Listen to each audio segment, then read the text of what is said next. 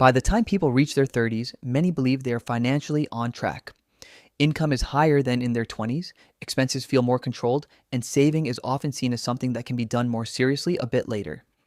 The assumption is simple: there is still time. This assumption is where the problem begins. At some point in their 30s, people start looking back.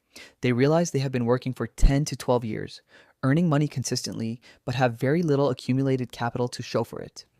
The realization is not emotional, it is numerical. If someone had invested even $300 per month starting at 22 with an average annual return of 5%, by age 32, they would already have around $46,000. This is not a high income scenario. It is a basic, consistent contribution. Now, compare this to someone who starts at 32. At that moment, their balance is zero. They are not just starting late, they are starting from a position where 10 years of compounding did not happen. This is the real cost of lost time. Most people think the difference between starting at 22 and 32 is just 10 years. In financial terms, it is significantly more. Those first years are not just about contributions. They are about allowing capital to grow without pressure. To compensate for that lost decade, the person starting at 32 must either contribute more or accept a lower final result. For example, to reach the same $46,000 by age 42, they would need to invest roughly $380 to $400 per month instead of $300. The gap continues to widen over time. The common belief is that people in their 20s don't earn enough to invest. But the data shows that even small amounts, when started early, create a structural advantage that is difficult to replicate later. By the time this becomes obvious, the lost time cannot be recovered. The system was not in place when it mattered most. The issue is not that people made no effort. It is that they delayed creating a consistent financial process. And that delay quietly removes one of the most powerful variables in wealth building: time. To understand why this problem is so common, you need to look at how financial behavior typically evolves in the 30s. Income increases compared to the 20s, but so do expenses. Rent or mortgage payments grow, lifestyle improves, and discretionary spending becomes normalized. This creates a pattern where additional income is absorbed rather than allocated. For example, a person earning $3,000 per month at 25 might increase their income to $5,000 by 32. In theory, this creates a $2,000 surplus. In practice, expenses often rise to $4,500 or more, leaving little structured savings. The problem is not overspending in an obvious sense. It is the absence of a defined system. Another factor is reliance on generic financial advice. Common recommendations such as save what you can or invest when possible lack precision. Without clear targets, timelines, and automation, saving becomes optional rather than consistent. Consider two individuals. Person A saves whenever possible, averaging $200 to $300 inconsistently per month. Person B commits to a fixed $500 monthly contribution, automated and non-negotiable.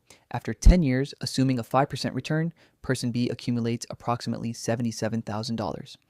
Person A, due to inconsistency, may accumulate closer to $35,000 to $45,000. The difference is not income, it is structure. Standard advice fails because it focuses on intention rather than execution. It assumes that people will act consistently without systems in place. In reality, financial behavior is driven by default settings. What happens automatically, not what is planned occasionally. Without a structured approach in your 30s, increased income does not lead to meaningful accumulation. It simply supports a more expensive version of the same financial position. There are three primary mistakes that define financial outcomes in this stage of life. First, delaying structured saving. Even a 5-year delay significantly changes long-term results. If someone starts investing $500 per month at 30 with a 5% return, they may reach approximately $565,000 by 65. Starting at 35 reduces this to around $430,000. The cost of delay is over $130,000. Second, treating savings as residual. Many people save what remains after spending. This approach leads to inconsistency. Over time, this reduces total contributions and eliminates the compounding effect that depends on regular input. Third, increasing lifestyle faster than savings. As income grows, expenses often grow at the same or faster rate. This creates a situation where a higher income does not improve long-term financial outcomes. The consequences of these mistakes are not immediate, but they are cumulative. After 10 years, the gap between structured and unstructured saving can exceed $30,000 to $50,000. After 20 years, this gap can exceed $150,000 or more, depending on consistency and returns. At that point, the problem becomes difficult to correct. Increasing contributions later requires significantly higher monthly amounts, often during a life stage where financial obligations are already high. The key point is this: the problem is not insufficient income, it is the sequence of decisions. When saving starts, how it is structured, and whether it is prioritized. Once time is lost, it cannot be recovered through effort alone. It requires disproportionately higher contributions, which most people are not prepared to sustain. The solution is not complex, but it requires precision. The objective is to convert saving from a variable behavior into a fixed system. This begins with defining a clear savings rate. For most individuals, allocating 15 to 20% of net income is a practical starting point. For example, with a monthly income of $5,000, this translates to $750 to $1,000 directed towards savings and investments. The second step is automation. Contributions must be scheduled and executed immediately after income is received. This removes reliance on decision making and eliminates inconsistency. The third step is allocation. Savings should not remain idle. A basic structure includes short-term reserves, emergency fund, 3 to 6 months of expenses, long-term investments, diversified, low-cost funds. The mechanics are straightforward. Consistent contributions, compounded over time. For example, investing $700 monthly at a 5% annual return results in approximately $600,000 after 35 years. The majority of this outcome comes not from high returns, but from consistency and duration. Risk is controlled through diversification and long-term perspective. The goal is not to maximize short-term gains, but to ensure steady accumulation over decades.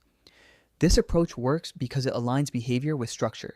It removes variability and replaces it with predictability. The key advantage is stability.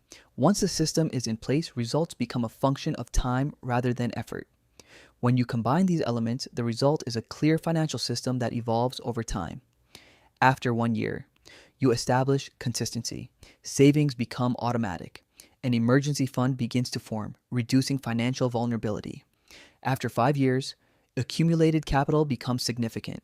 With regular contributions and modest returns, you may have $40,000 to $60,000. More importantly, the system is stable and requires minimal adjustment.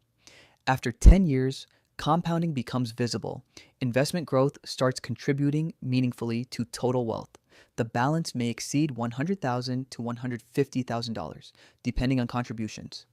At this stage, flexibility increases. Financial decisions are no longer constrained by short-term limitations. The practical steps are clear. Define a fixed savings rate, minimum 15% of income. Automate monthly contributions immediately after receiving income. Build an emergency fund before increasing investment risk. Invest consistently in diversified, low-cost assets. Avoid increasing lifestyle expenses faster than savings.